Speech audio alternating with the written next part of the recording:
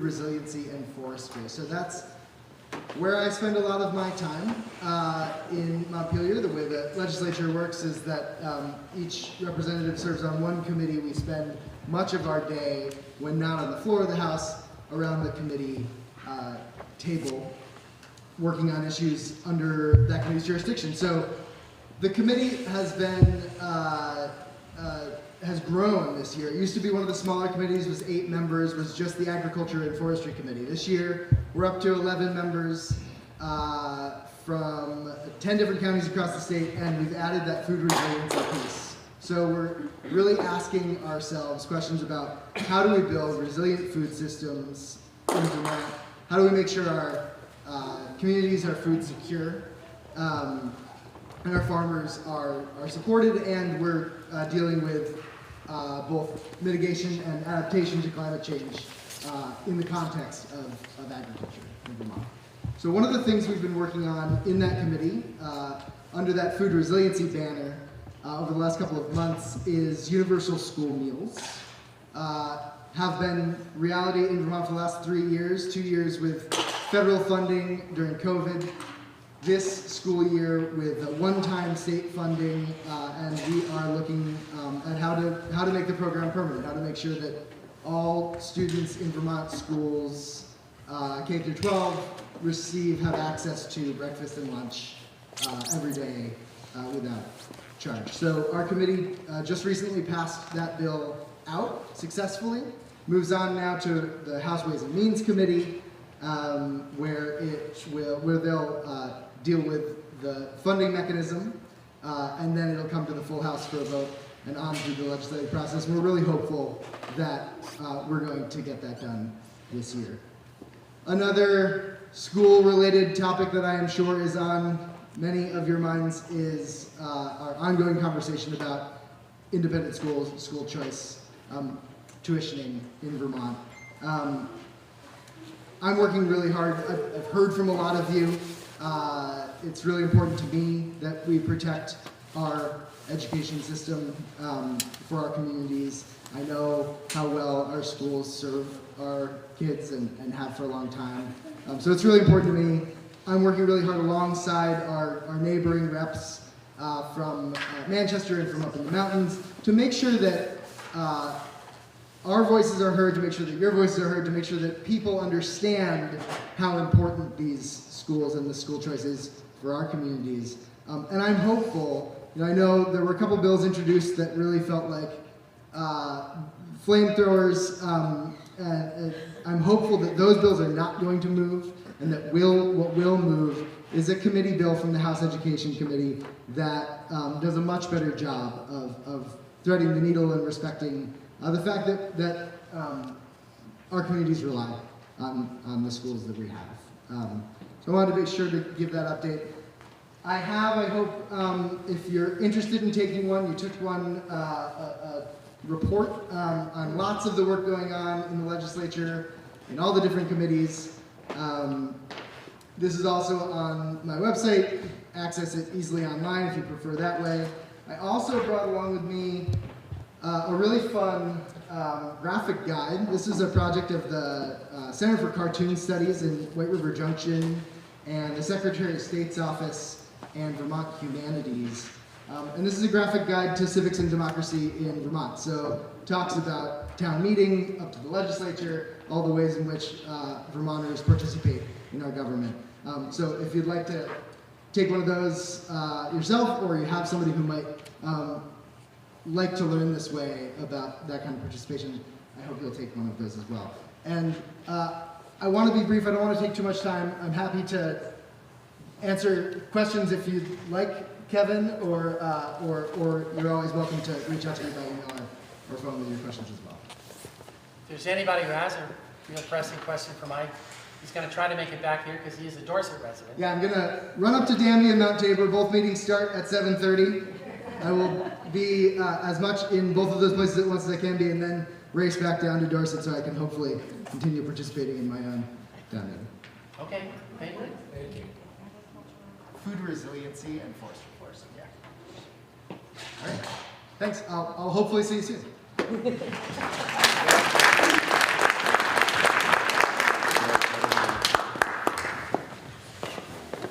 thanks, Mike. And I do want to just talk a little bit about town meeting because we're all a little out of practice. And one of the things is that this is a place for civil discourse. And so it's okay to say that somebody's idea is just full of bananas, but it's not okay to say that the person is full of bananas. So, you know, I was always told by, I think maybe it's Terry Tyler, I don't know, but it's possible to disagree without being disagreeable. And that's what we try to hope to achieve.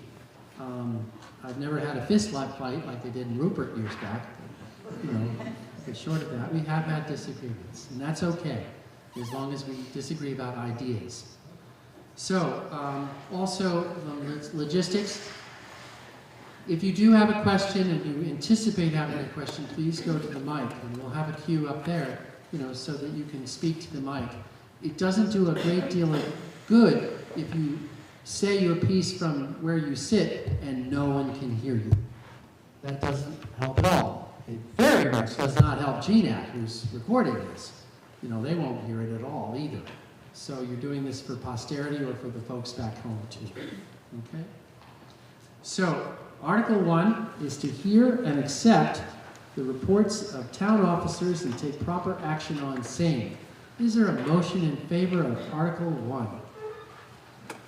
Okay, it's Don Hayward. And a second is Ruth Stewart. Okay, so we're debating on that. We're to hear the reports and to accept them. Rob Giotto, I'm out of practice too. Use some introductions in order. This is our town manager, Rob Giotti, and the members of the select board, Frank Perrin, our chair, Megan Turn, Henry Chandler, Liz Ruffa, and Jim Salisbury. So I'm going to hand it over to Rob.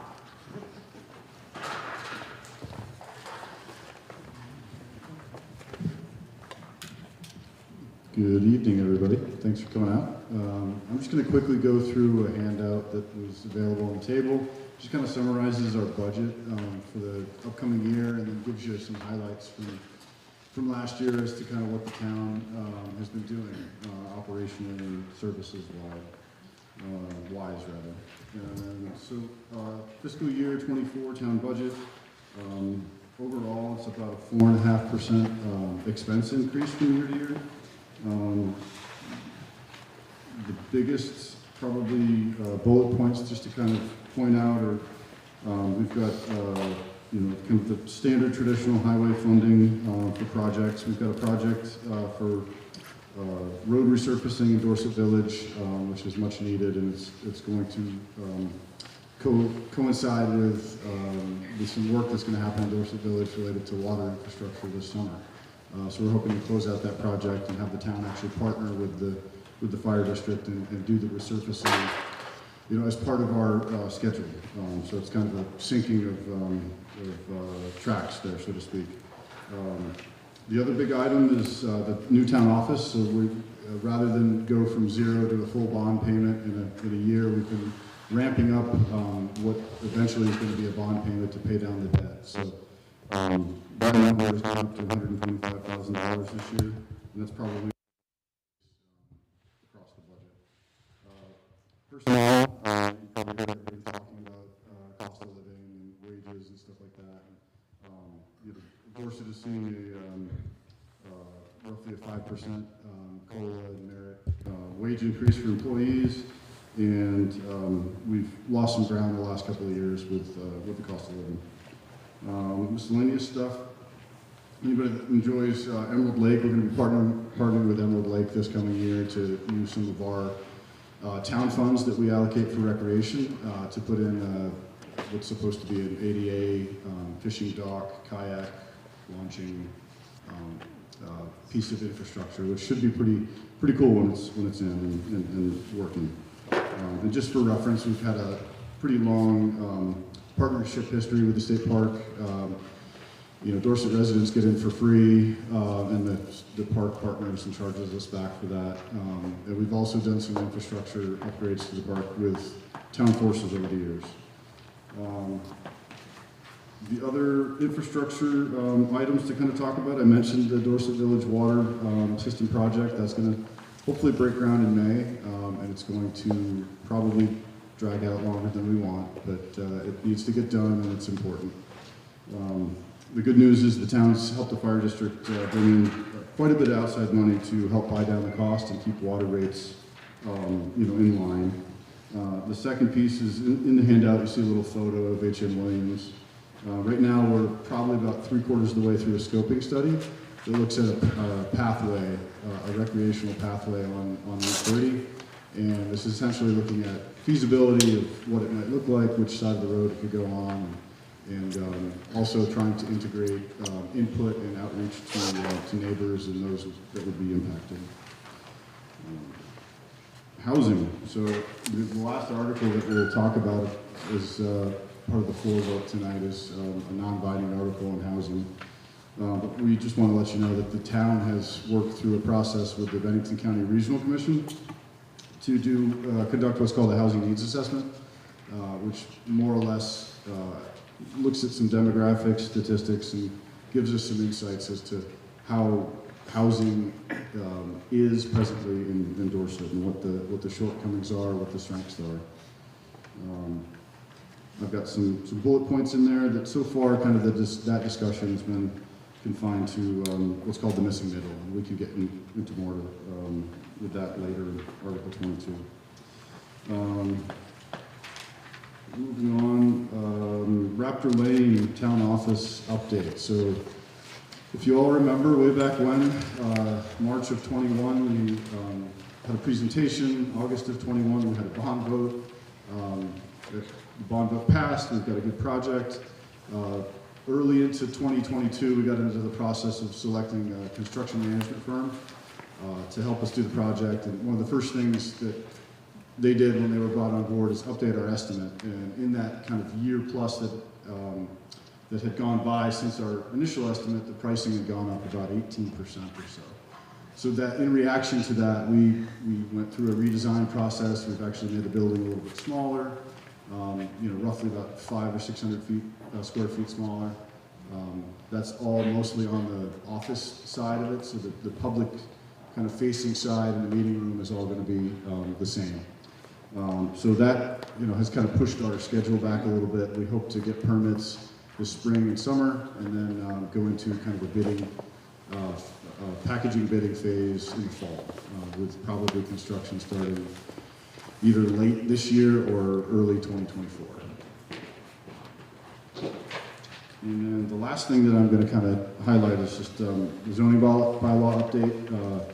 If you're a property owning resident in Dorset, you would have gotten a postcard in the mail to your latest known mailing address about the meeting a couple of weeks ago, last week actually, where the planning commission was just kind of taking input and having a public hearing for the new bylaw draft. And this is just a chance to kind of plug that again, that they took input last week. They're going back, doing some editing, I think this week, and that process is going to kind of continue to roll on. So it's really important that if you haven't, checked out that info, that you see kind of what the impacts are to you and voice any concerns or give us some input that you may have. So that's pretty much the presentation. We'll take any questions.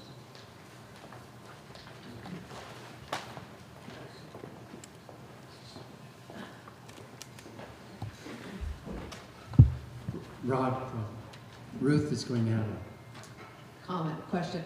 I'm actually, it's Ruth Stewart, and I'm actually referencing the report that is in our booklet on page 7 relative to the flooding at of the Chanticleer area and Brook, what's the name of the road? That area is, it says here that FEMA or the town, FEMA has apparently agreed to pay the full sale price of the Chanticleer. Is that correct? Because the asking price was only 2.3 million. So that's the fair market price that you see that a realtor has put on it. So in short, FEMA combined with the state of Vermont have tentatively agreed to, we've gotten a grant from FEMA for the buyout of the restaurant. That only covers basically 80% of the real estate value, which is roughly about $600,000 is the grant. The owners of the property, they're not able to sell for that. It's not what it's worth, plus business value. So it looked like we weren't going to execute that grant. The state actually has funding to kind of round out this program. So right now there's an appraisal being done on the business value that's going to get added to the real estate value. And then in theory, the state's going to grant funds that would allow for that full amount to be granted for a purchase.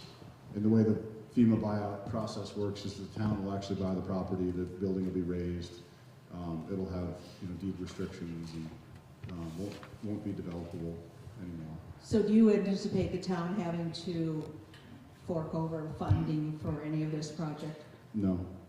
Thank you.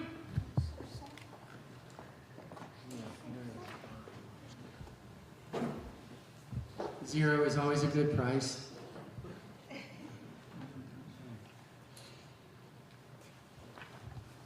So, we've heard the town reports, and what we haven't done is accept them. So, there's been a motion that was made and seconded to hear and accept the reports of the town officers and take proper action on the same. So, all those in favor of accepting the reports indicate your approval by saying aye. Aye. And your disapproval by saying nay. The ayes have it. Article 1 is passed. Article 2 is by Australian ballot. And the officer, this is for the officers, it's moderator, 2 select board members, 3 select board members. One going for a 3-year terms, please stand up. Frank Parent is going for a 3-year term. Okay, the 2 that are going for a 1-year term, they could stand up. Henry Chandler and Liz Ruffin. So they'll be on your ballot tomorrow. Okay? First constable. First constable, town agent, which would also be me, and town clerk and treasurer for 3-year terms, Sandy Pincinel. I've always wondered on these things when you get the results, I've gotten a different vote tally for town agent and moderator. I've never quite understood that. I'm just one guy. But that's tomorrow. Article 3. Shall the voters authorize the collection of property taxes in 2 installments on September 12, 2023 and on March 12, 2024. Payments not received will be subject to 1% interest on September 16, 2023 and 1% and 8% penalty on March 16, 2024. Is there a motion in favor of Article 3? Oh, get your name in the town report. Marilyn Kinney is there, and is there a second? David McEnany. M-C-E-N.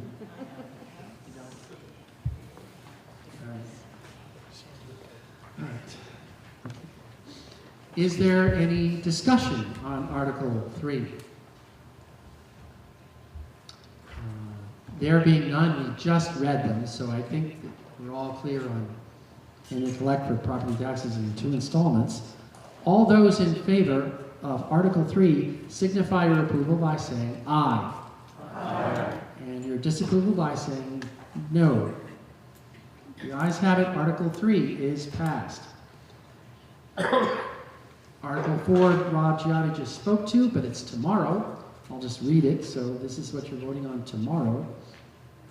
In addition to the officers, shall the voters approve total highway and general fund expenditures of $2,820,771, of which $2,451,621 shall be raised by taxes, and $369,000 $150 by non-tax revenues. So that's what you're doing tomorrow. Okay, Article 5. Now, Article 5 through Article 21 are all for, in general, nonprofit organizations.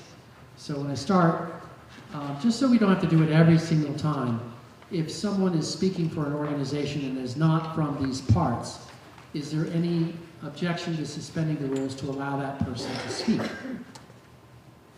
Okay, and I'm just going to say by acclamation, we're going to let everybody talk. Okay? Article 5.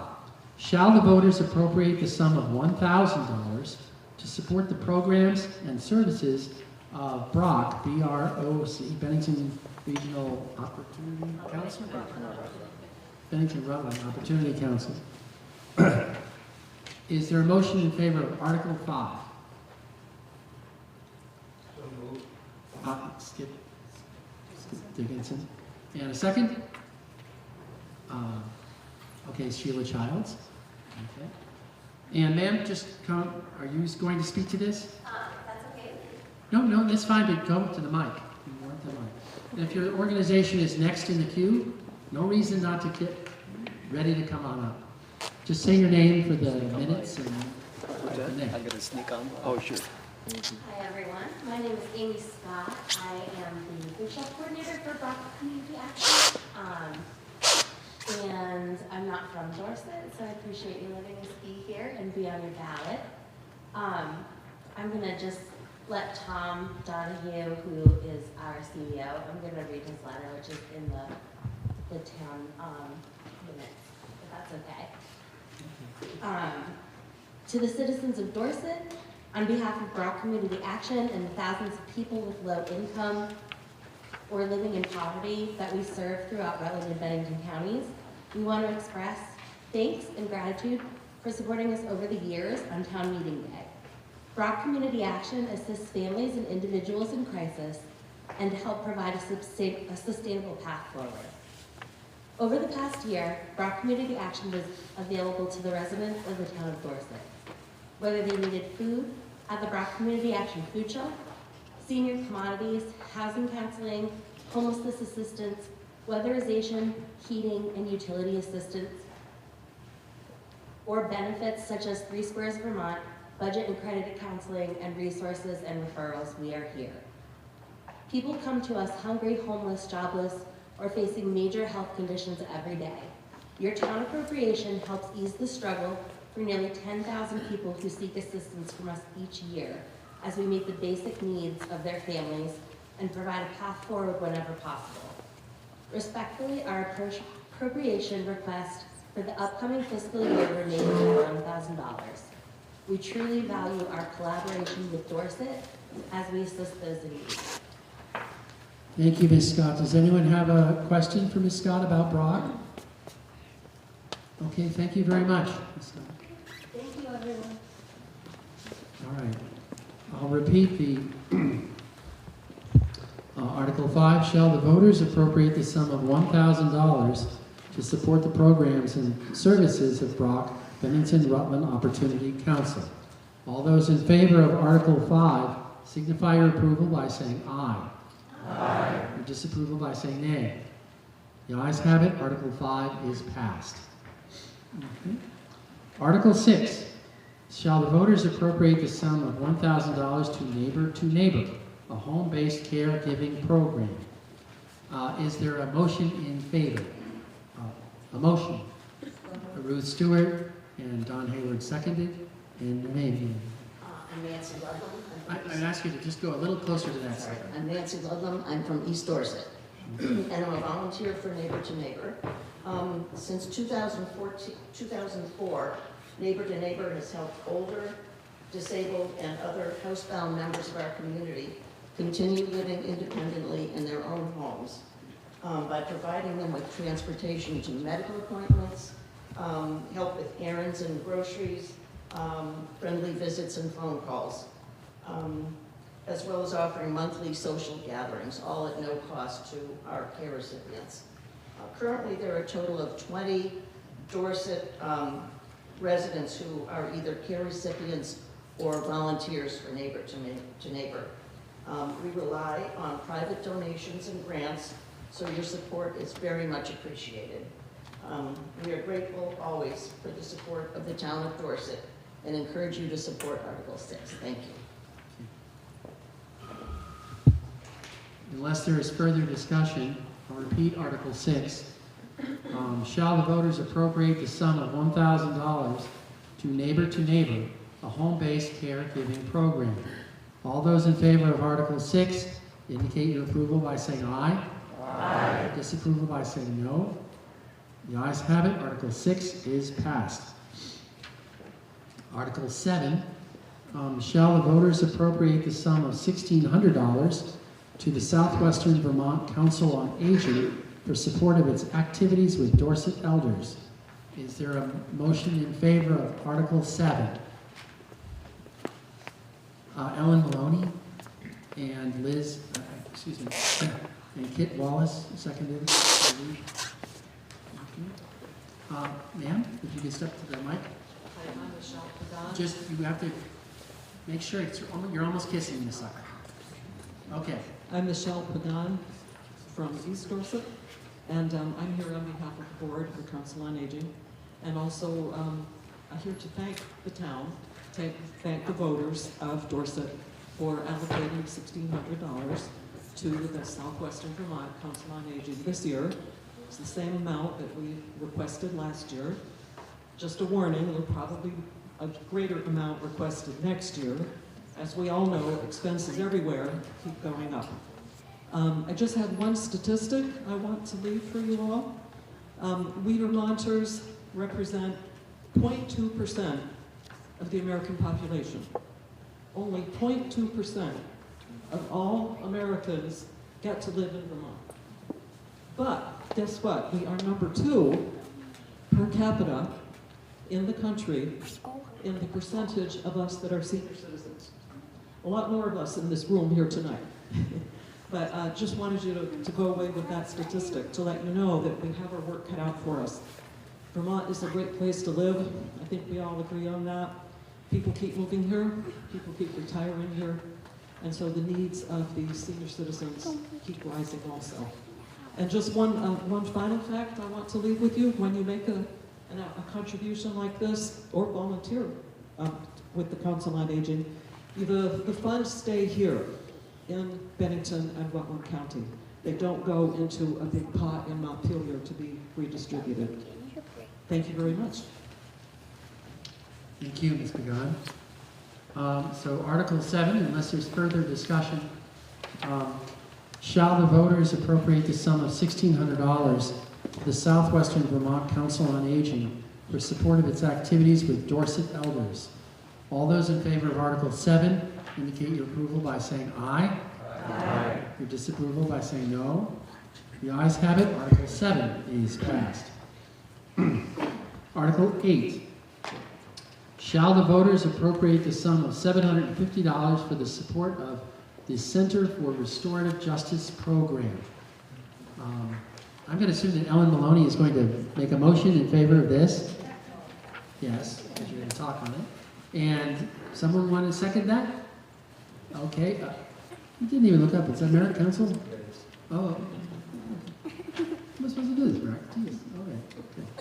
It's like in the bank, they tell you to take off their hat. Okay. Ellen, if you want to speak to this, that'd be great.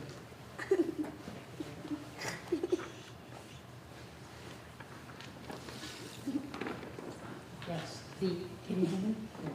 The center. Okay. Can you hear Ellen? Thank you. The Center for Restorative Justice is an organization that deals with folks that either are in the court system or would be in the court system, generally as defendants.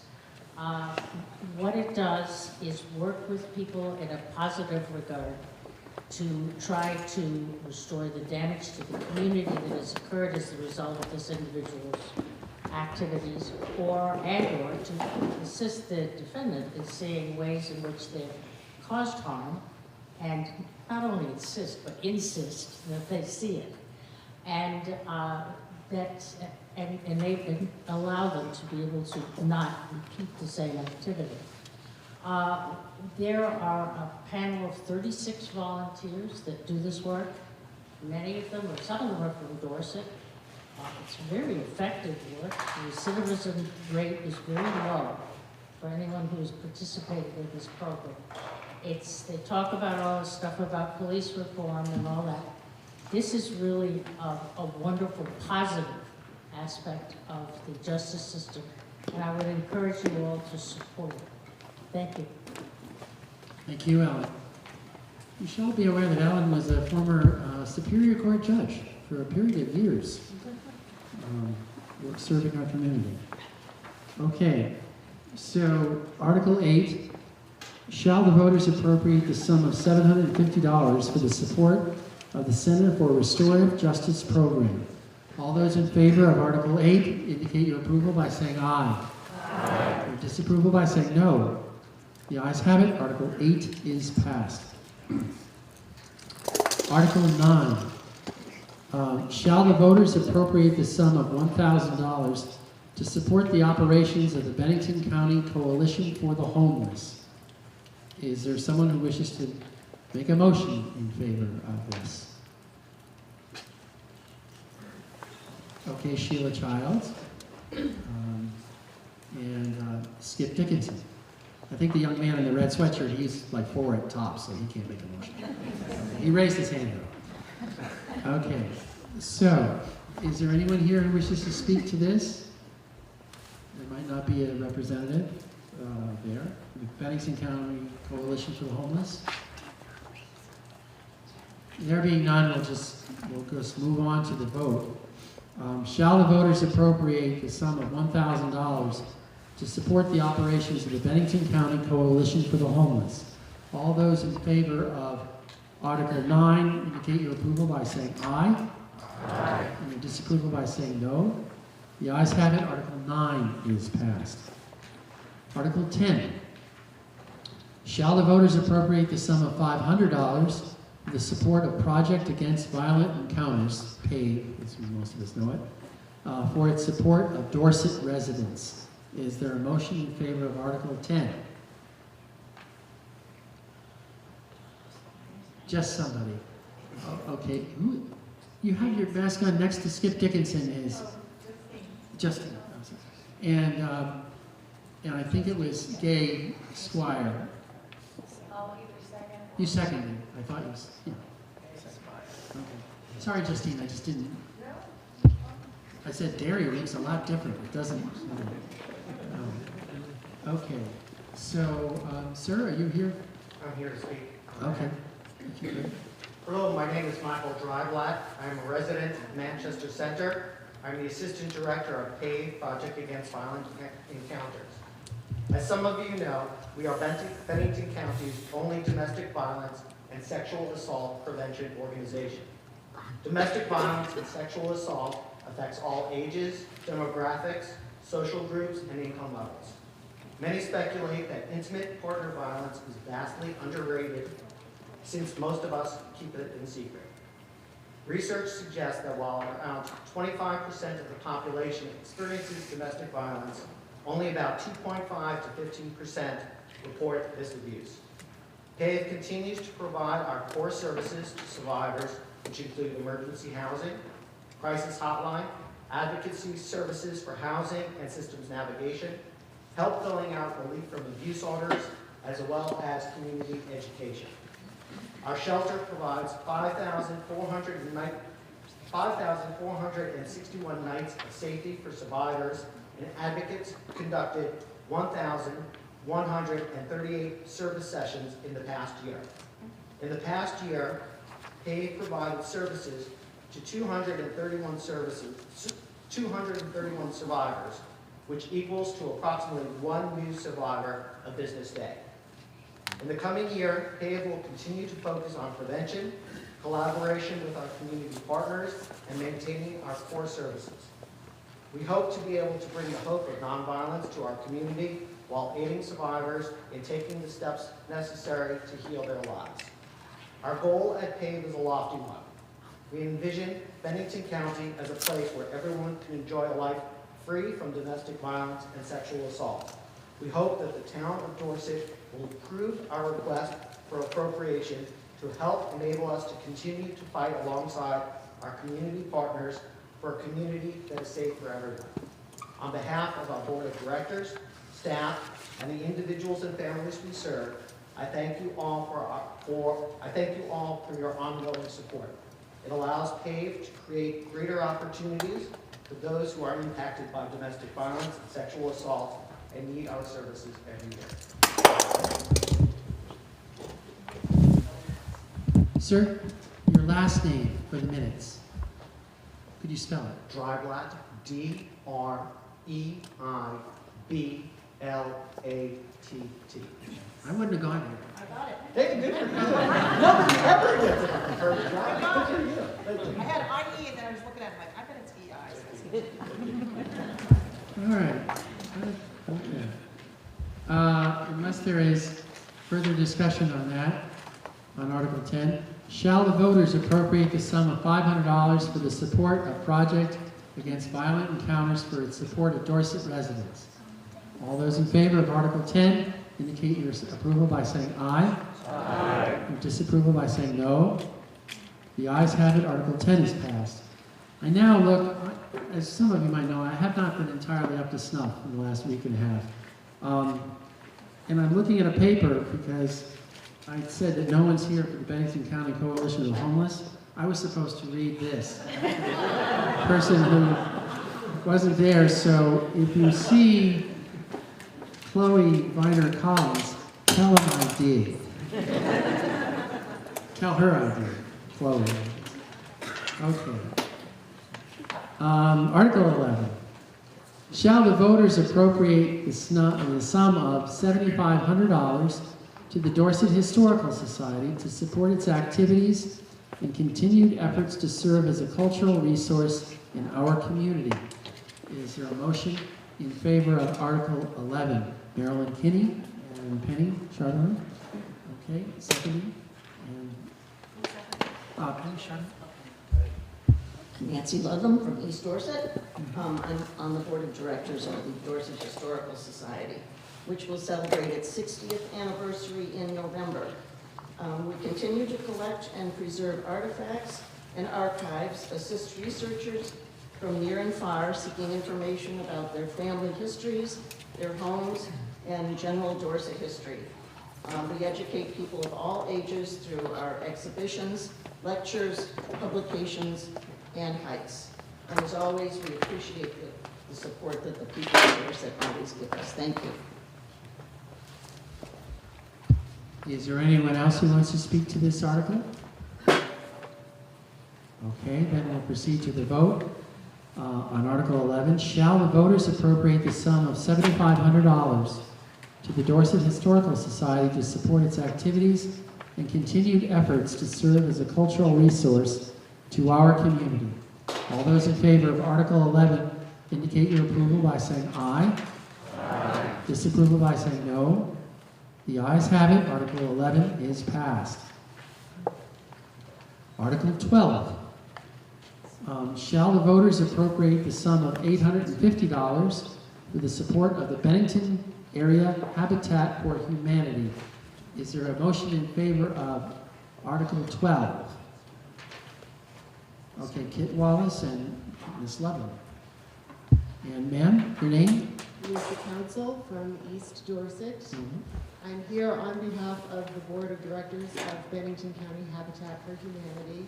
And I would like to extend tremendous thanks for the support we have received from the town of Dorset over the past 14 years. You could put your head just a little closer to the mic. Okay. Since our first build in Powell in 1999, we have constructed 32 affordable homes in Bennington County, and we've completed 42 independent home repairs, which often are focused on making homes more accessible for those who wish to age in place. In December, we bought our 32nd family home in Powell, the Metcalf family, And thanks to our tough and tireless volunteer crew, construction is well underway at present on our 33rd and 34th homes. Both are being constructed in Manchester's Jennifer Lane neighborhood. We have a few more buildable lots left in Jennifer Lane, and we were lucky enough last year to purchase 5 very nice lots in Bennington on Greenview and Crestview Drives. So we'll be moving on to Bennington in the coming year. While we have enough land to keep us busy for a year or two, we're always looking for opportunities. So if anybody has any ideas of possible land for our site selection committee to consider, we're always interested. I just wanted to point out that a common misconception is that Habitat homes are an outright gift. In fact, our home buyers become homeowners with affordable mortgages. Inclusive of property taxes and insurance, those mortgages are never more than 30% of their annual income. Eligible applicants are those who earn between 30 and 80% of the area median income, which in Bennington County is a little over $82,000. Our home buyers assist in the building of their home, and we work to support them, most especially in their first years they take on their new mortgage and their responsibilities that come with home ownership. That mortgage income, combined with donations, both financial and in the form of volunteer labor, are what allows us to continue building homes. Bennington County Habitat for Humanity is proud to play its part in addressing the issue of affordable housing in Bennington County by continuing our mission to provide decent, energy-efficient, and truly affordable homes to those in need. Thank you again to all of you in the town of Dorset for continuing to support Bennington County Habitat for Humanity. Thank you, Ms. Council. So, no other discussion, if there is none. On Article 12, shall the voters appropriate the sum of $850 for the support of the Bennington Area Habitat for Humanity? All those in favor of Article 12 signify your approval by saying aye. Aye. Your disapproval by saying no. The ayes have it. Article 12 is passed. Article 13. Shall the voters appropriate the sum of $40,000 for the VNA, Vermont Nursing Association, and Hospice of the Southwest Region, formerly known as Dorset Nursing Association, for the support of its services provided to Dorset residents? Is there a motion in favor of Jeff Sands? Dave? I called David by his son's name. Oh, that's terrible. Okay, and a second. Second. Who wants to second? Come on. What? Who did? Oh, okay. Thank you. All right.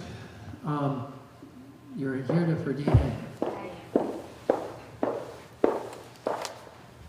So I'm Sarah King. I'm the CEO at the VNA and Hospice of the Southwest Region. First, I'd like to thank everyone for their ongoing support to the VNA and Hospice. We are extremely grateful for the funds that you provide us. I'd like to take a minute and just speak to the current status of our agency and to also give a brief snapshot of what home care looks like. Like many organizations, we are facing challenges that stemmed from the pandemic, most urgent being our workforce challenges. In March of 2020, we had 368 staff members. Today, we have 276.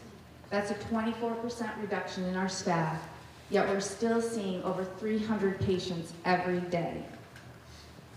In 2021, we provided care to 3,900 patients and completed 116,000 visits across Bennington and Rutland counties. Here in Dorset, we made a total of 1,964 visits, serving 57 patients. To manage that workload, we've had to rely on the use of traveling nurses and clinicians. Caring for our community members and making sure that they get the services they need is our #1 priority, and that's what drives us to make the decision to utilize travelers.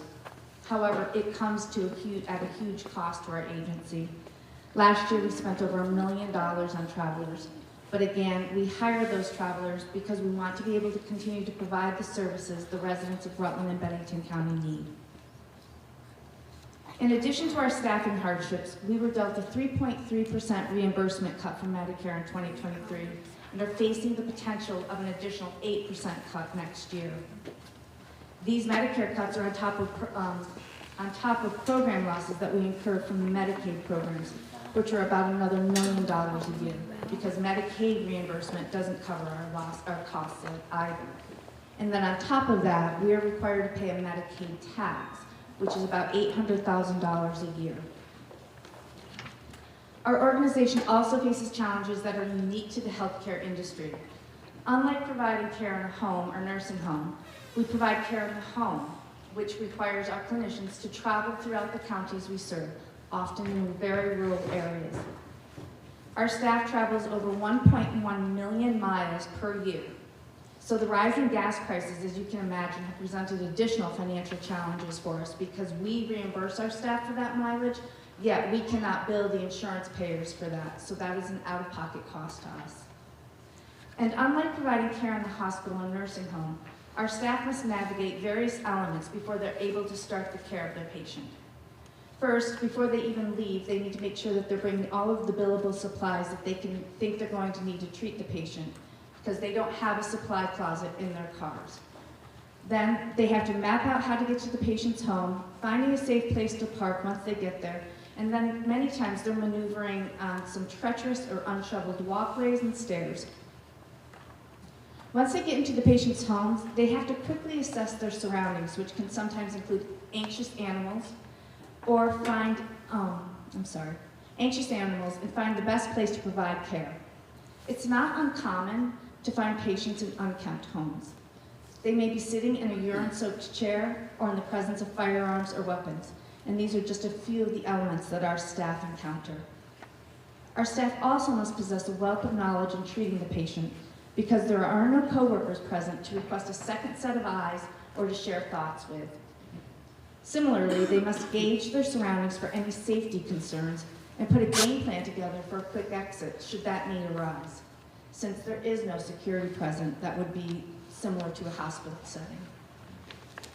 Before they leave, they must stress to the patient the importance of complying with their care and next steps, because in many cases, we are the only person that patient may see until our next visit.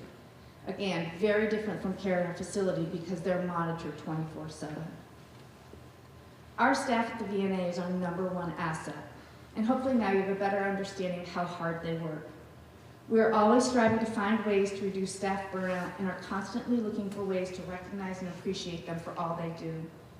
Salaries and benefits account for 75% of our expenses, as we try very hard to make sure our salaries are in line with market rates. This can ensure that we are remaining competitive for recruitment reasons. As things start to open back up, we're reconnecting with our community partners, and we are especially excited about some new partnerships we formed with a few local businesses here in Dorset. So I'd like to quickly turn this over to Mike Delahanty to speak to these partnerships. Before you do, ma'am, Yes, could you just repeat your name just one more time? sure. That was It's Sarah. Sarah King.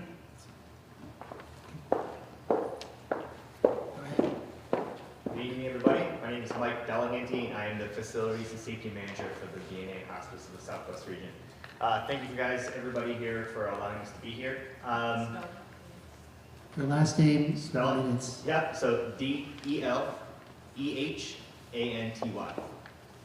Pretty close. Skip the E. That's common. So we evaluated the potential of our building here at Dorset on Route 30, and we performed some renovations that allowed us to maximize the use of the building by sharing the space with a few local businesses. We weren't just looking for tenants, but community partners, and we were excited about collaborating with a few local businesses that you guys will know. One being Dorset Physio, Natural You Childbirth, Jenny Sprague Massage Therapy, to name a few. What that has done for us is allowed to identify some ways that we can work together in this community. I recently met with Dorset Outdoor Recreation Director Rachel Batts to discuss ways we could further develop the trails that are currently on our property and add to the incredible trail network that Dorset is known for. We are committed to engaging with the communities we serve and finding ways to educate residents about our home health services, by participating in community events and by holding our own fundraising events, so we can continue to provide the very best home health and hospice services to Vermont for another 77 years. Thank you. Thank you.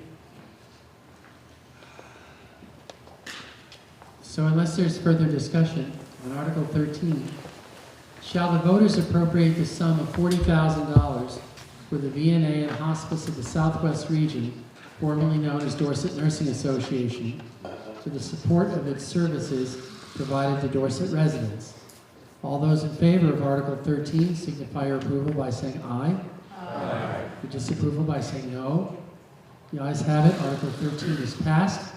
You might all recall that the house that DNA's in, it was a will bequest, and it used to be owned by Pete and Charlotte Brooks, the electricians. So, you know, you think little things go a long way. So, thank you very much, Ms. Kennedy. Okay. Article 14.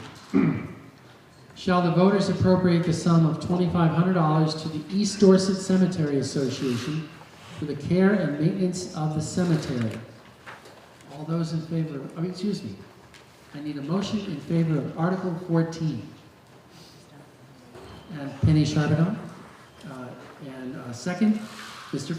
Smith, Tom Smith. It went like that. That was the second, wasn't it, Tom? Yes, it was. All right. Tom Smith.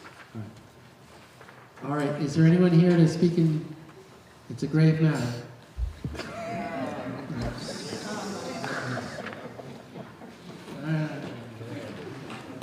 So have to plot your future, you know. All right.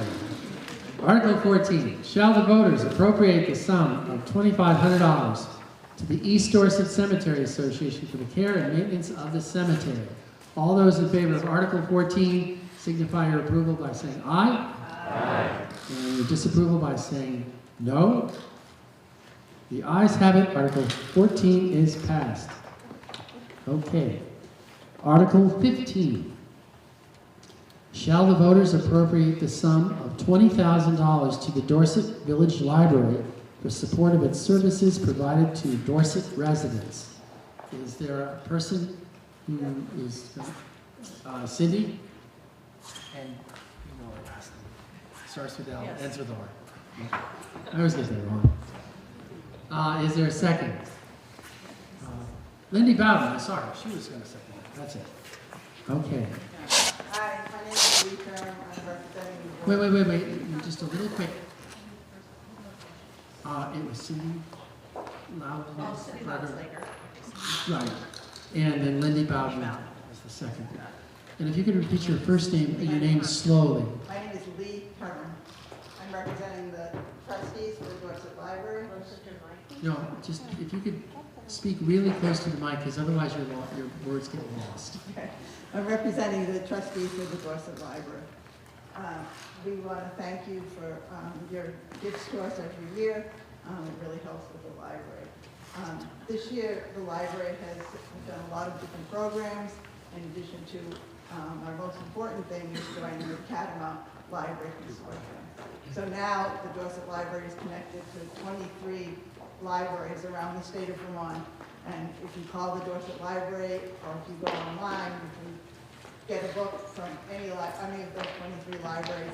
It will be delivered by courier to the Dorset Library, and then you can pick it up. We've also done a lot of programming this year. Our librarian is very much interested in community outreach.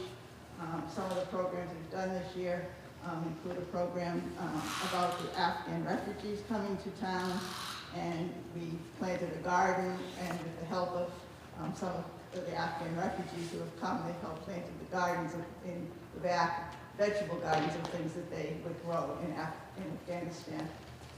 We've also done Vermont history programs, including one about the Bennington Battle of Bennington. We've had readings by two eminent published poets from the country in the United States. We also do our traditional things, the dog days, afternoon cookout and picnic, And the most important thing we do is our haunted house every year, which our librarian Erica started 8 years ago, and it's now incorporating the whole town of Dorset. Everybody's involved, the theater and the historical society, and it's become a community happening in town. This year, in addition to that, we've had Joseph Citro and J.W. Walker, who are people who study haunted happenings in Vermont, and they came and they gave speeches for us. The ongoing programs include Dungeons and Dragons, Children's Story Hour, a Kids Club, a Knitters Club, and a Book Club. This year we also did a Drag Queen Story Hour. That is funded completely by the Vermont Council on the Humanities and Dollar General. This year, the budget for our books and resources and DVDs is about $14,000, up from last year because of the cost of everything. The most important change, joining the Catamount Library Network, took a full-time person 1 year to change over our whole catalog system to do. We have to have our books numbered in the same way as the Catamount Library system in order for it to work. So that took a year. We have an annual fee of about $890 to be a member of the Catamount Library thing, and then it's about $85 a month for the courier service to come and deliver books and pick up books from us and take them other places. Also, our expenses are up as everybody else's are: gas, oil, electricity, that kind of thing. So we really appreciate any money from the town. Liability insurance, 2 full-time staff, supplies, cleaning products, all that has gone up this year. So we really appreciate the appropriation of the $20,000 to the library. Thank you very much. Thank you. The catalog system, that's why my number went from 208 to like 7 or 8 digits now, I think. Article 15, shall the voters appropriate the sum of $20,000 to the Dorset Village Library for support of its services provided to Dorset residents. All those in favor of Article 15 indicate your approval by saying aye. Aye. Your disapproval by saying no. The ayes have it. Article 15 is passed. Okay. Article 16.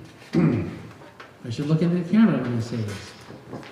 Shall the voters appropriate the sum of $2,000 to the Greater Northshire Access Television, GNAT TV, for support and to defray the costs related to videotaping and television cablecast of the Select Board, School Board, and other municipal meetings?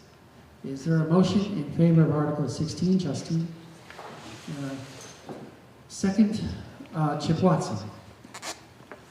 And sir, you're here to speak to that. Hello, my name is Bob Niles. I'm a resident of Dorset, and I've been a board member of GNAT for the last 4 or 5 years. As you all know, the money that we're requesting here helps us cover government meetings like we have here tonight. And I'm kind of proud to say that tonight, cast your eyes over to the other side of the room here. Tonight we're actually live streaming this event. So not only is it being recorded for future viewing, it's actually being seen live right now on YouTube or Facebook. And also, I was just thinking that as I was looking over tonight's live streaming actually gives you an example of how GNAT works as a community cable access programming alternative. The videographer tonight is Kate Levine, who was a student at BBA, a resident of Dorset, and BBA works with GNAT in collaborating on teaching and training, young students in the arts of digital photography. And so here she is, and this show is being shown live across the Northshire tonight. That's kind of what we do. But GNAT is more than government meetings. We also cover the community. I was looking today just briefly on our website, and if you Google Dorset and the video options for searching, you'll find that we cover a lot of events like the Green Mountain Academy Lifelong Learning Lectures. There are some recent announcements for the Dorset Players that have been featured in the last few months. The tractor parade was featured over the holidays. And this Friday, the GNET will be coming to the Dorset School to cover the school's art festival. So we're really proud of the work we do in this community, and we're so thankful to the residents of Dorset and the government of Dorset for supporting us over the years. Thank you. Thank you. So with live streaming, Ms. Collins is going to find out tonight that I didn't read her letter. It's good. Sorry about that, you know. But it's live TV, it's fun. Right. All right, so shall the voters appropriate the sum of $2,000 to the Greater Northshire Access Television, GNAT TV, for support and to defray the costs related to videotaping and television cablecast of the Select Board, School Board, and other municipal meetings. All those in favor of Article 16 indicate your approval by saying aye. Aye. And your disapproval by saying no. The ayes have it. Article 16 is passed. Article 17. Shall the voters appropriate the sum of $750 to the Collaborative for support of its substance-free events and educational programs to middle and high school youth? Is there somebody who wishes to make a motion in favor of Article 17? Chip Watson raised his hand. I did. I saw it. Yeah, oh, you're just cleaning it up. Chip Watson. And Skip Dickinson, second. So, Ann? Hi, I am Mary Ann Morris, Executive Director of the Collaborative, and I live in Londonderry, Vermont. And sorry for turning my back on you. Thank you for the years of support from Dorset residents for youth programming in the community. The Collaborative works on substance misuse prevention in a couple of different pockets. We do some education. You may have seen some articles or rack cards in your medical clinic or social media posts on different topics around substance misuse prevention. We work on policy, help businesses become smoke-free, provide signs for like the school out front here that are tobacco-free. And then we also do programs. And then the bulk of our programs have to do with young people, as young as kindergarten, but for the focus of how we ask Dorset residents for money, it's about our middle and high school programming, which is great because that's what I like to talk about best too. So what we do with middle and high school students, and the program, our Refuse to Use program, is in Dorset School, right here, Long Trail School, Ember and Burton, and then 5 other schools in this Northshire community. And that program is about providing some education, some connection, some healthy alternatives to young people. There's over 400 participants this year. They go to 5 different of these types of events, whether it's an educational event or maybe it's a community service event. I believe we've done some trail clearing here in Dorset too. And in return, they receive a season pass to either Stratton Mountain, Magic Mountain, Viking Nordic, Stratton Bike Park, or Riley Rink. And those programs really create some interesting commentary. They're able to identify the values that will keep them from use substances. We ask some survey questions after each one. They're able to identify those values that prevent them from using substances. They're able to identify who's their connecting point in their life that they'll go to if they have questions. And they're able to come out of those meetings with some real education about some things. Additionally, we understand the importance of having a healthy alternative. And so besides those incentives that we provide, we also run a healthy alternatives fair every year that has about 30 different purveyors of healthy alternatives, from yoga teachers to the emergency services in Manchester, just showing what it is that they're passionate about, to art, people who do art, pottery, hip-hop dancing, things like that, to showcase what it is that, that is out there that can be a healthy alternative. And then we provide opportunities for them to have a fun time, substance-free. Partner with Riley Rink, have some free skate nights, do a movie night, snowshoeing at Viking Nordic at night with the lanterns out and things like that. So again, thank you for providing these opportunities for young people in our community, and I am here if there are any questions. Don't seem to be any questions. Thank you very much. So Article 17, shall the voters appropriate the sum of $750 to the collaborative for support of its substance-free events and educational programs to middle and high school youth? All those in favor of Article 17 indicate your approval by saying aye. Aye. Disapproval by saying no. The ayes have it. Article 16 is passed. A little housekeeping. Unless there is some objection, Chip Watson, we're going to refer to you as Chip Watson and not as Willard. We won't let anyone know your real name is Willard. And Skip Dickinson, we will call you Skip and not Jordan. Okay. Okay. Article 18, shall the voters appropriate the sum of $15,000 to the Dorset Marble Preservation Association for the purpose of restoring Dorset's marble sidewalks? Is there a motion in favor? Nancy Fazy and Michelle Ludlow. I'm sorry. I was doing batting 1,000 there for a while. Not anymore. Okay. Roger Squire is here to speak to this. Yes, I am, Kevin. As Kevin said, my name is Roger Squire. The mission of the Dorset Marble Preservation Association is the restoration of Dorset's historic marble sidewalks and make them safe for pedestrians. Get a little closer to the mic. Okay. Is that close enough? I'm almost inside the microphone. Our funding comes from the town appropriation, some private contributions, and some foundation grants. Last year, we used our money to redo the church sidewalk in East Dorset, about 430 feet. This year, we plan to return to East Dorset and work on the north side of Mad Tom Road, where there's about 600 feet of continuous marble sidewalk. That would be between the church property and Leary Lane. Of that 600 feet, about 300 feet of it is usable, and the other 300 feet is crushed, not reusable marble and other materials. We can purchase 5-foot lengths of marble at approximately $1,450 per slab.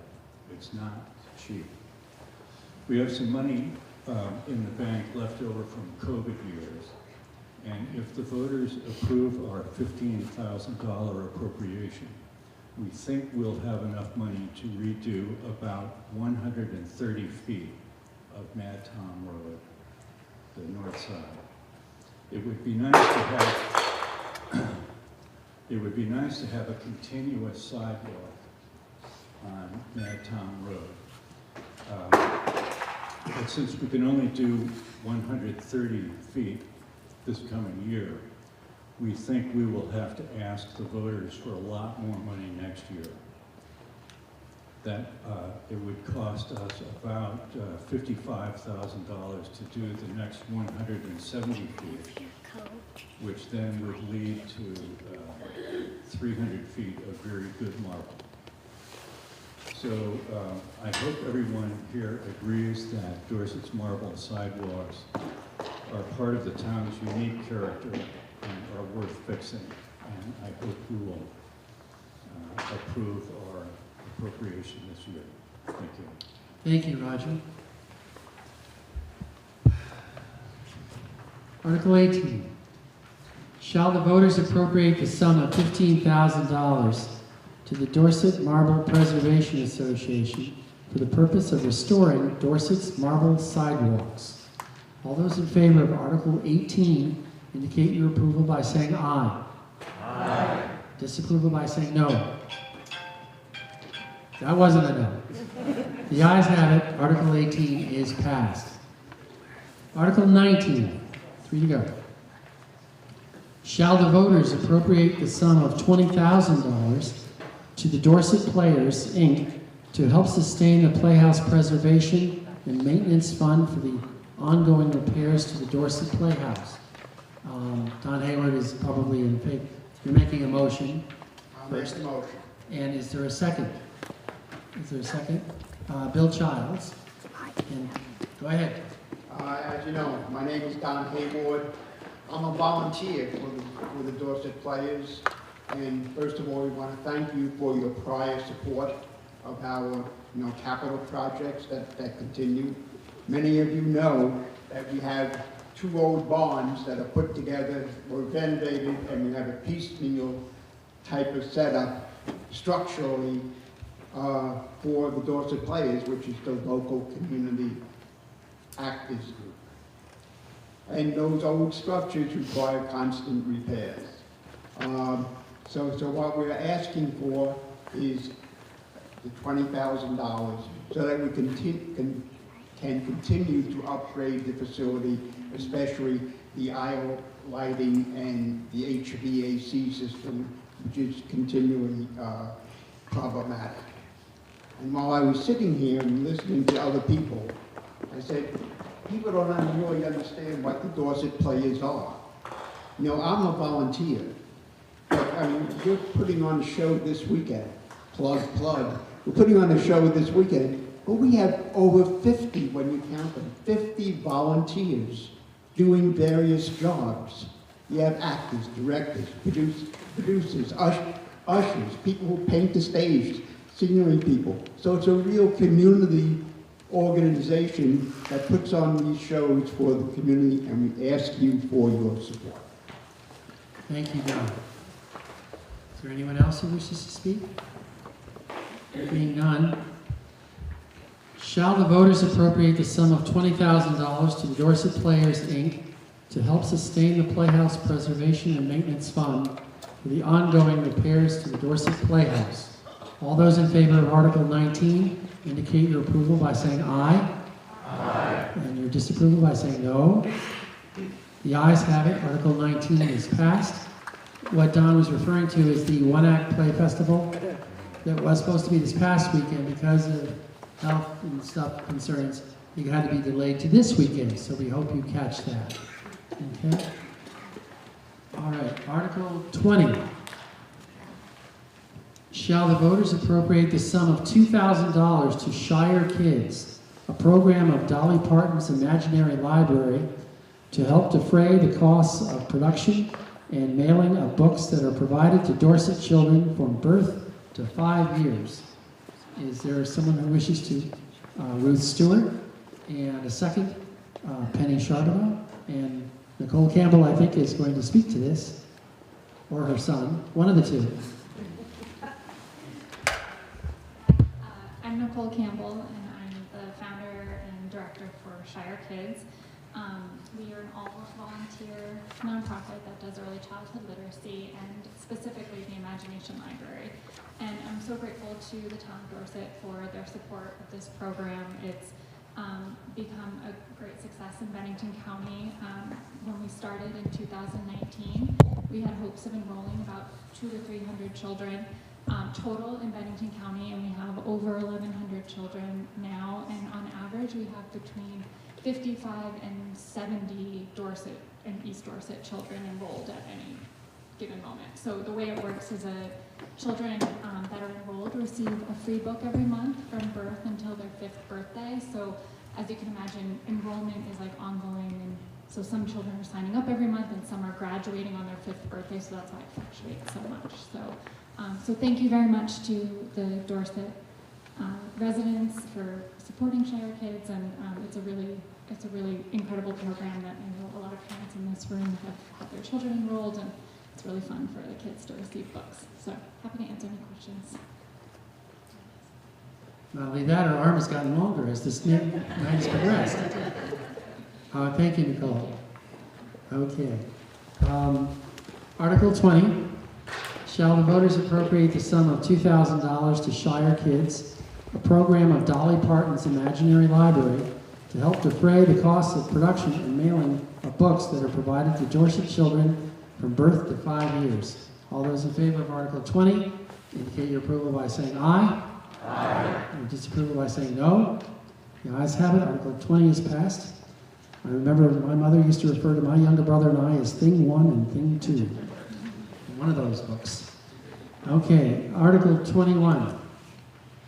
Shall the voters appropriate the sum of $13,000 to the Northshire Day School to help defray the costs of early childhood education services in the region? Is there someone who wishes to speak, to make a motion in favor of Article 21? Chip Watson, and a second. Oh, your name, sir. You've got me stumped. Mark Phillips. Mark Phillips. And I should know that. So, Mark Phillips, second. And sir, your name. My name is Danny Sawtell. I'm a Manchester resident, so I thank you all for allowing me to speak here tonight. Also, as a Manchester resident, I'm very appreciative of the brevity of this town meeting as compared to ours. As you know, not bad. The state of Vermont, as has been talked about tonight, is facing a housing shortage. It's also facing a childcare shortage. Both present, I think, pretty significant economic growth challenges, both locally and to the state. Presently, Northshire Day School, of which I'm on the board of trustees, has 89 children enrolled. We have a waiting list of 81 children. In Bennington County alone, it's estimated that there are 600 children on waiting lists. So it's difficult to have people work in your business if they have to stay home and watch their kids. In fact, it's a oft-cited data point in the Federal Reserve meetings as far as our labor shortage in the country presently. So this is not a Vermont issue. There's currently a bill in both the House and Senate right now in Montpelier trying to address this problem, trying to come up with a public funding model. But in the meantime, as an organization, we're trying to hold down the fort with private fundraising and town support, for which we're thankful that Dorset approved for last year. So we thank you for your support there. We're asking again this year for $13,000, well, which frankly is a drop in the bucket as far as our operating costs. And the problem is just getting worse. Fortunately, we're fully staffed. I don't think that is the case with most early childhood education facilities in the area. I'll leave it there. We'll keep it brief, but I'll answer any questions. I have a question. Bo, if you could come to the mic, just so for Gina. For example, how many children from Dorset are at the school today? Presently, 13. Okay, so that's Bo's turn to ask that question. Are there any other questions? Thank you, sir. Thank you. Article 21, shall the voters appropriate the sum of $13,000 to the Northshire Day School to help defray the costs of early childhood education services in the region? All those in favor of Article 21 indicate your approval by saying aye. Aye. Your disapproval by saying nay. The ayes have it. Article 21 is passed. We have now reached the end of the appropriations. We now have an advisory article, Article 22, that which Rob Giotti, I think, alluded earlier. Should the town of Dorset consider forming a task force on housing to explore options for a housing effort located at Raptor Lane and other areas of the community? We still need a motion in favor of this. So, Kit Wallace and David McEnany, and I believe that Rob wanted to speak to this.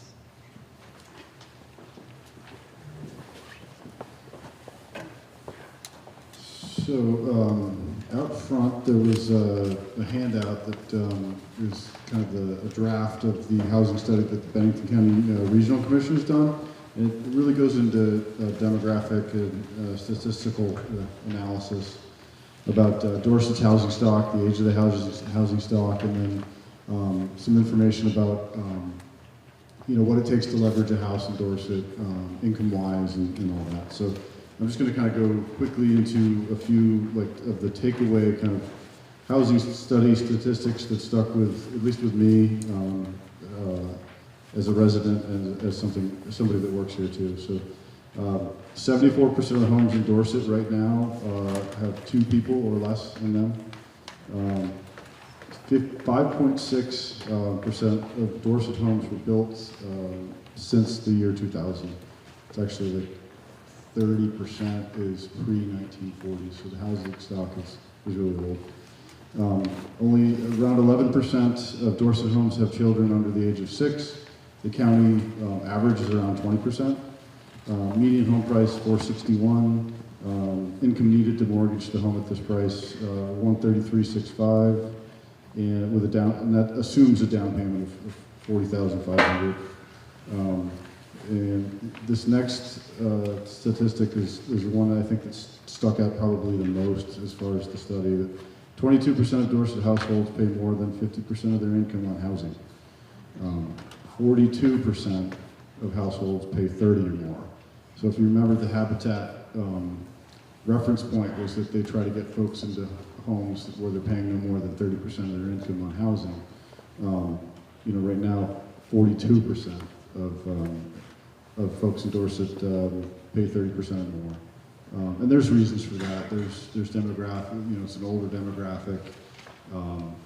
There's issues with just a general lack of housing at certain levels. So the discussion so far that we've had at the town kind of level is, relative to what is the town going to do about it, and that can mean a lot of things. And I think before we go off and do much of anything, I think the thought behind this article is to try to get a baseline of some interested folks in the community that are passionate about the problem and want to help to kind of resolve it, to form a task force, to look into it. And the tie into Raptor Lane is, obviously the town acquired Raptor Lane in 2018, and it's 300 acres.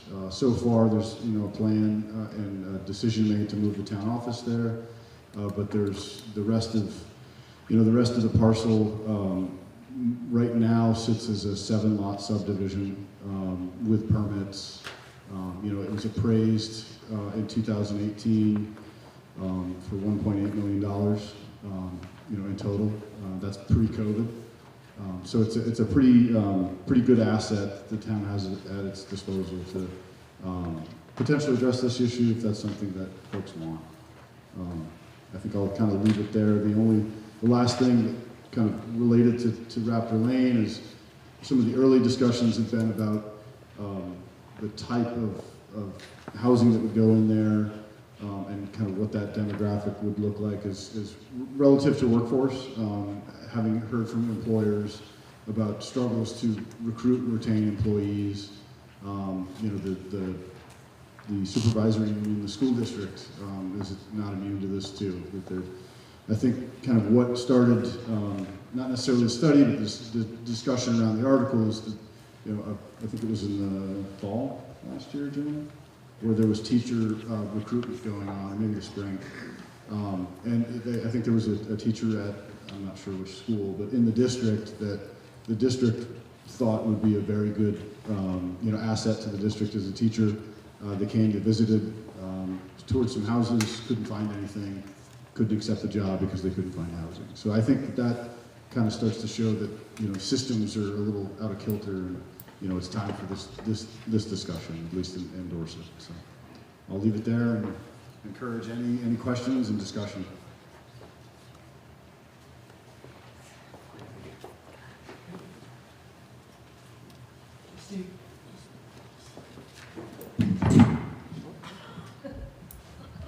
Justine. Thanks, Kevin. Thanks. So I just wanted to urge a look at some interrelated issues that might not, be on people's radar. And that is that there's infrastructure for water, which, we all know is being worked on, and hopefully it'll come to pass that we start recapturing the 80,000 plus gallons a year or a day that we're losing. At least 50% of our water's lost to leaks. The center of the village and the 170 or 200 houses that get that water haven't been allowed to add any new connections for several decades, at least since the 1980s.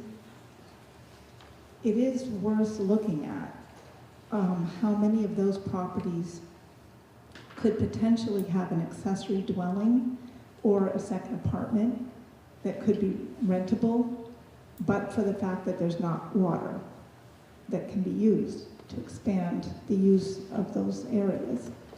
And the other piece that might throw a monkey wrench into this, even if the water is fixed, is the zoning, because a lot of those smaller lots in town, and I'm speaking mostly of Dorset, which I know best. I don't know the properties in East Dorset as well. Those smaller places they're going to be capped at 10% of their maximum lot usage. So their footprint isn't going to be likely to expand or able to expand. So I think we need to look at that. And so any study that goes forward besides looking at Raptor Lane, I would urge that we consider how the water infrastructure piece, the nonconformity of the small lots, and whether they are only going to be limited to 10% use is kind of preventing us from optimizing what's possibly right there already. That's all I would urge.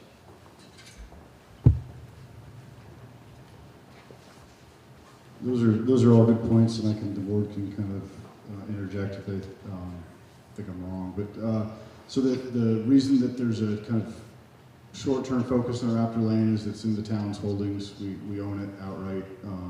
There's no restrictions on it. It could be used for just about anything that is allowable under zoning. The village question gets into layers of ownership and what's available, what's not. There's a pattern of development in the village for second homes and nice big houses, and the thought of a glut of accessory dwelling units coming in, I think it would be a nice possibility, but the reality is between the water system shortcomings and just kind of the pattern of development in the village, that it's probably unlikely that you would move the needle much for from a housing standpoint in the village itself, short of the town acquiring or some other entity acquiring land in the village to do some kind of a housing effort. So and the larger that the discussion gets and the talk of expanding the water system, if it gets expanded by more than 10%, I think it triggers Act 250, which then gets into a whole process that can take a long time. That doesn't mean we can't look at it though. I would add that the 7 lots on Raptor Lane have underground power put in by the developer who gave us the land. So, No water. Yes, no water. I said power. I know. Okay, I misphrased it. All right, so this was just advisory, but we still should vote on it. Advisory article on housing. Should the town of Dorset consider forming a task force on housing to explore options for a housing effort located at Raptor Lane and other areas of the community? All those in favor say aye. Aye. All those against say no. No. All those in, one no, but he was outvoted, so Article 22 is passed. That just means that Chip will be the first one on the committee. The next one, Article 23, is to transact any other business to properly come before the meeting. This is for things that aren't exactly germane, and I know that Andy Longacre has been patiently waiting to talk about something. No, but Andy's been waiting back there first. Can I Andy? go first? Please. Andy's been standing The reason I wanted to go first is because I wanted to speak to the 17 appropriations that we've just approved. Most of us only learn about these organizations through the report in our town report, and they're very thorough. I know long ago we requested those organizations to provide a budget in their report. And of the 17 appropriations or organizations we just approved, 4 had no budget. And the other thing that I would like to see in the reports is a person associated with that organization. So we got a report from the library, but who is a person that's associated with that report? A librarian or a president of the library board or whatever. So that's just a comment. I would like to see those items consistently included in our town reports. Thanks. Go away, Andy, go. Thank you. I'm Andy Longacre. We live on Route 30, about a mile south of the village. Can everybody hear Andy? No, stand closer. Yes. Practically kiss it. Okay. Andy Longacre, we live on Route 30, about a mile south of Dorset Village, and I am sexton of Maple Hill Cemetery, which is the cemetery on Route 30, south of the village, about a half mile out of town. You'll find that we have an annual report in this town report on page 21, and I won't repeat it at all, but one of the things is, the reason there's no article is because we are not requesting any appropriation from the town taxes to help run our organization. 2020 was an amazing year for 2022 was an amazing year for Maple Hill Cemetery, as it marked its 250th year of continuous operation in Dorset. Think about it. The first burial was in 1772, which was 4 years before the Declaration of Independence.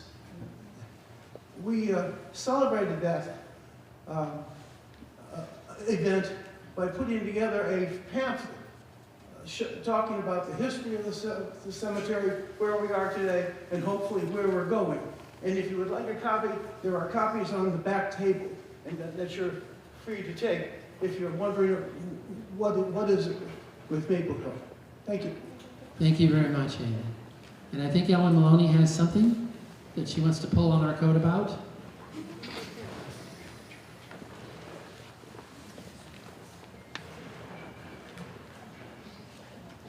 Hi, I'm speaking on behalf of the Dorset Energy Committee. It'll be short. We have at the back table quite a bit of literature about weatherizing your home, sealing it, heat pumps, etc. But the big deal is that this year, NeighborWorks has agreed to offer home energy audits, and that's a full-scale audit. It's not just a walkthrough. For $50 for people at town meeting who sign up, and maybe over the next couple of days. $50 really is a break. The energy audit would ordinarily cost you about $500 from a private person or business. So stop back, try some of Nancy Fazy's good brownies, and visit with us for a minute. And if you're all interested in an energy audit, sign up. It's the best way in the world to find your way out of the woods in terms of information about how to go about dealing with energy issues. They give you very plain, clear feedback in the report after the audit. So it doesn't leave you wondering, how do I deal with this? So I would highly recommend Nancy's brownies and an energy audit. Thank you. Thank you. Unless there's anyone else who has something to bring up, I will entertain a motion to recess this meeting until 7 o'clock tomorrow, and we'll, Ruth, really? Yeah, really. I want to thank the select board for choosing this cover on our town report, and also thank you for your services. The fact that you all are running again is testimony to the fact that you like working with each other, and you're doing a great job for our town, and that includes our town clerk and all of our people, and I think we all should give them a big round of applause.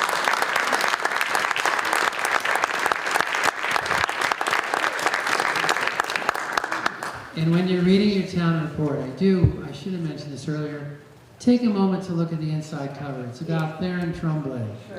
He was an electrician for a long time. He actually appeared on stage in The Man Who Came to Dinner in 1994 for me. And he was a really good egg. And so you should read that just to learn about what a Dorset resident is. Now, I'll entertain a motion to recess this meeting until 7 a.m. tomorrow for Australian balloting. Don Hayward and Mayor Council. All those in favor, say aye. Aye. Opposed? We're out of here. Thank you very much.